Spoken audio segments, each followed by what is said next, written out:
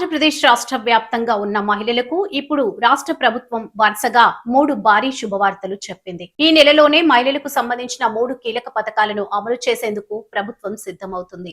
అయితే ఏ పథకం ద్వారా ఎంత డబ్బు వస్తుంది, ఎవరెవరు అర్హులు, ఏ తేదీలో ఖాతాల్లో డబ్బులు జమవుతాయి, ఈ వీడియోలో పూర్తి వివరాలు తెలుసుకుందాం. ముందుగా మొదటి శుభవార్త గురించి మాట్లాడితే, డ్వాక్రా మహిళల కోసం ప్రభుత్వం ఎన్టీఆర్ కళ్యాణ లక్ష్మి పేరుతో కొత్త రుణ పథకాన్ని తీసుకురాబోతుంది.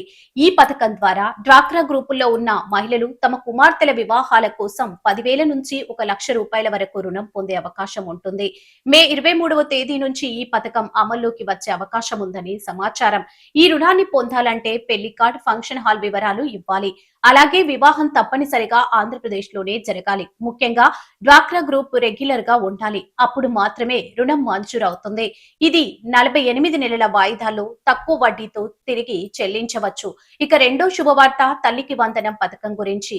1వ తరగతి నుంచి 12వ తరగతి వరకు చదువుతున్న విద్యార్థుల తల్లుల ఖాతాలో 13,000 జమ చేసేందుకు ప్రభుత్వం సిద్ధమైంది.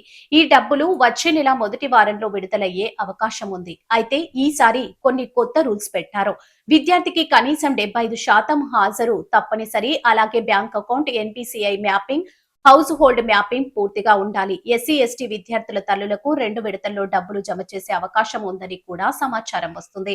ఇక మూడో మరియు అతిపెద్ద శుభవార్త ఆడబిడ్డ నిధి పథకం. 18 నుంచి 59 ఏళ్ల మధ్య వయసు ఉన్న మహిళలను గుర్తించే ప్రక్రియ ప్రస్తుతం రాష్ట్ర వ్యాప్తంగా జరుగుతుంది.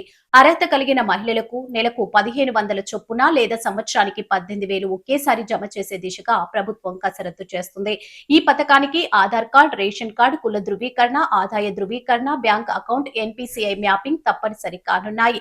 అయితే ప్రభుత్వం మరోసారి రీవెరిఫికేషన్ కూడా చేయనుంది. ఎవరైనా అనర్హులు అయ్యారా, ఆస్తులు పెరిగాయా అనే అంశాలను పరిశీలించి అర్హుల జాబితా ఫైనల్ చేయనున్నారు. ఇక స్థానిక సంస్థల ఎన్నికల ముందు ఈ 3 పథకాలను అమలు చేసే అవకాశాలు ఎక్కువగా కనిపిస్తున్నాయి.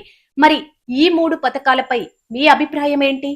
ప్రభుత్వం మహిళలకు వరుసగా ఇలాంటి పథకాలు తీసుకురావడం సరైన నిర్ణయమేనా? కింద కామెంట్ చేసి అభిప్రాయం తెలియజేయండి. ఇలాంటి ప్రభుత్వ పథకాల తాజా అప్డేట్స్ కోసం మా ఛానల్ ని సబ్స్క్రైబ్ చేసుకుని బెల్ ఐకాన్ ప్రెస్ చేయండి. Thank you for watching.